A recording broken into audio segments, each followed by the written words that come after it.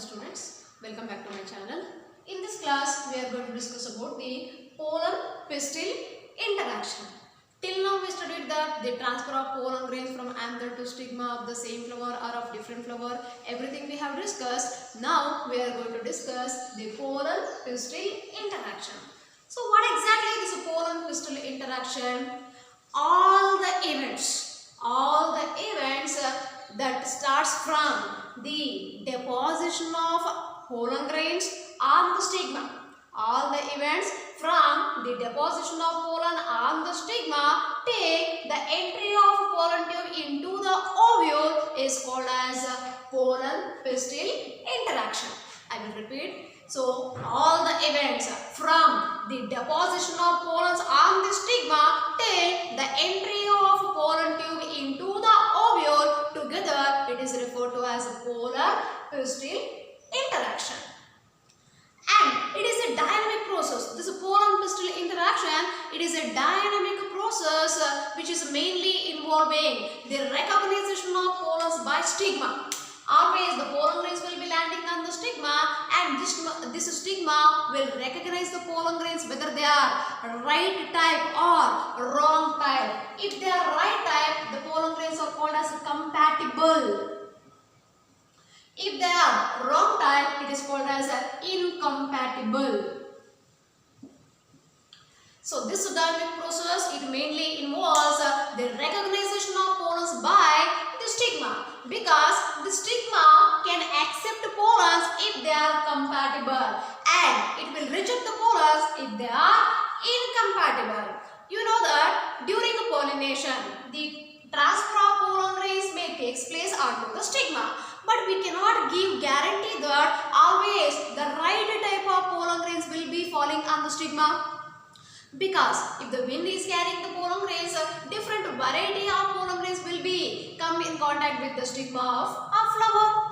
So during such cases, the stigma may receive the right type of pollen grains of same species, or may also receive the wrong type of pollen grains. If the wrong type means it is usually from different species. So during such conditions, the stigma may receive the pollen grains, may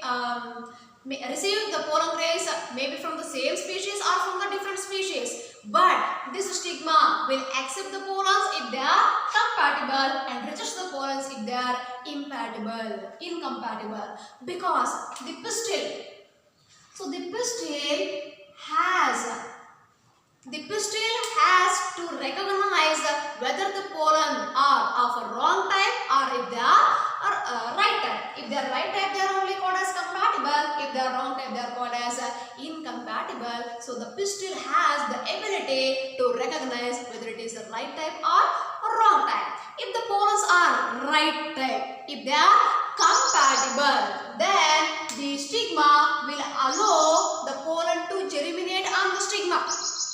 Only the compatible pollen grains can allow to germinate over the stigma, and followed by the post-pollination events. After the pollination, the pollen grains will be germinating, produces a pollen tube, and that pollen tube enters into the ovule, then later leads to fertilization. So all these events will be occurred only if the pollen grain is compatible.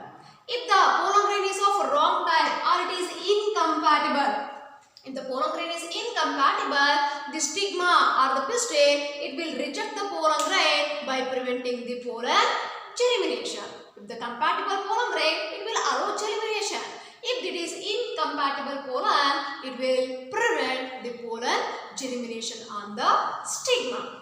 And this pollen pistil interaction, it is mainly mediated by the chemical components which are present both in the pollen as well as in the stigma. Whatever the chemical components which are present in the pollen and the stigma, that mainly helps in the pollen pistil interaction.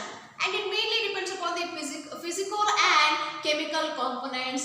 When we observe a pollen grain, you are familiar with the structure of pollen grain. You can observe the pollen grain, it is enclosed by two layers. The outer one is called as exine and inner one is called as intine. And here it also contains a plasma membrane. You are all familiar with the components of plasma membrane. What all the chemical components can be seen, that you You are familiar with that. Now, this exile, the outer layer of the pollen, it is called as exile, which is made up of a chemical component called as sporopollenin. It is one of the highly resistant organic chemical called as sporopollenin. And even this intine is also made up of certain proteins as well as polysaccharides. Even the germ pores. So germ pore is a region where the sporopollenin is not deposited or where the exile layer is absent. Even the germ pores are also rich in enzymes, proteins, lipids, etc. So these are the chemical components in the pollen grain. On the other hand, this stigma also contains several proteins, lipids and carbohydrates. So here, not only pollen grain, even on the other hand, stigma also contains several proteins, lipids and carbohydrates.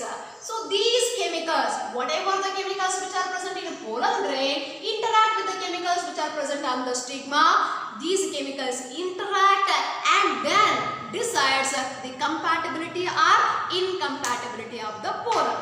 So it is mainly dependent upon the chemical composition in the pollen as well as the pistil or stigma. So this is what I am going to say. The chemicals which are mainly present on the stigma as well as pollen, they interact and then they decide whether the pollen grain is compatible or incompatible.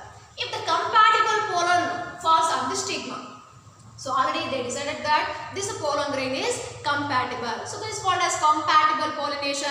After the compatible pollination, now this is a compatible pollen grain. So now the stigma will allow this pollen grain to germinate. Germination is nothing but it produces a pollen tube.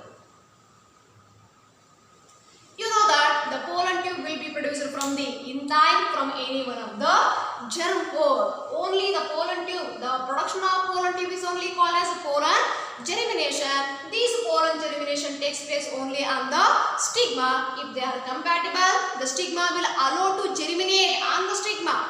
Now the pollen grain will produce a pollen tube. This is the pollen tube.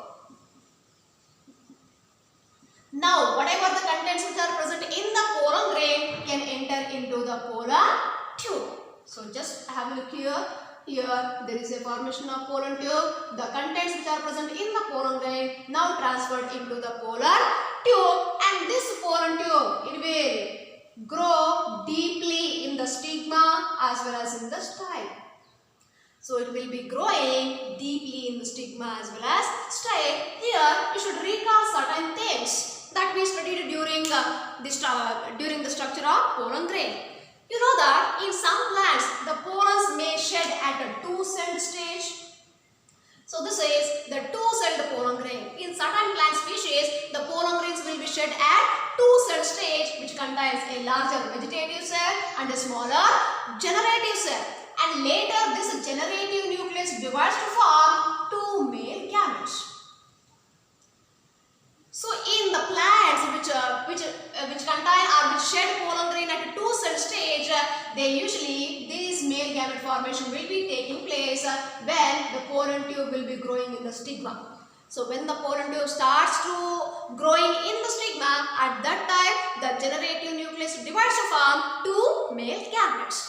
But in case of the plants which shed the pollen grain at a three-cell stage, they carry the male gametes from the beginning only, because already there are three cells which contains a vegetative cell and two male gametes. So in the three-cell stage, they usually carry male gametes from the beginning only. So later, this pollen tube, it deeply grows in the stigma and style and then finally reaches the ovary. So the pollen tube, after reaching the ovary, it enters into the ovule. It enters into the ovule through the micropylar end. Actually, the entry of a pollen tube into the ovule, it is mainly of three types. One is called as a porogamy, chalazogamy. It is extra information. And the other type is called as mesogamy. Usually, in most of the flowering plants, the entry of pollen tube into the ovule is through micropylar region. You know that micropyle is the region where the integuments not cover the ovule. At that particular region only the pollen tube enters into the ovule. That condition is called as porogamy. The entry of pollen tube through micropylar end is called as porogamy. Sometimes the entry may occur through chalazal end, that is called as chalasogamy. Sometimes the entry of pollen tube occurs in between the integuments, it is called as mesogamy. Here we are not going to discuss these two. Here the most common type is porogamy, where after reaching the ovary, the pollen tube after reaching the ovary enters into the ovule through the micropylar region. So later it enters into one of the synergy. You know that towards the micropylar end there are three cells which is called as egg apparatus. Egg apparatus. So always egg apparatus is situated towards the micropylar end. So pollen tube after enters into the ovule, it enters into the embryo sac to any one of the synergid with the help of finger-like projections which are present in the synergids called as a filiform apparatus. Filiform apparatus. So these are the finger-like projections which are present within the synergids, and they usually you should recall the function of the filiform apparatus. They helps in guiding the pollen tube. They helps in guiding the pollen tube to enter into the synergid. So this is how it will be taking place. The pollen tube after entering the ovary, it reaches the ovule through the micropylar end and enters into one of the synergid with the help of filiform apparatus. To till here it is called as pollen pistil interaction. Then what happens to this pollen tube after reaching the synergid? Everything we will be discussing later. That is a fertilization. Everything we can discuss later. So this is called pollen pistil interaction. So I will repeat the definition once again. So what is a pollen pistil interaction? All events from the deposition of pollen on the stigma until the entry of pollen tube into the ovule, together it is called as a pollen pistil interaction. So this completes a pollen pistil interaction. So main thing you should remember is the pollen pistil interaction is mainly governed by or mediated by the chemical components which are present in pollen as well as the stigma. So whatever the chemicals which are present in pollen, that you should remember, and whatever the chemicals which are present on stigma, that also you should remember. Then the chemicals of the pollen and stigma, they interact, then decide whether the pollen is compatible or incompatible. If it is incompatible, the stigma will reject the pollen grain.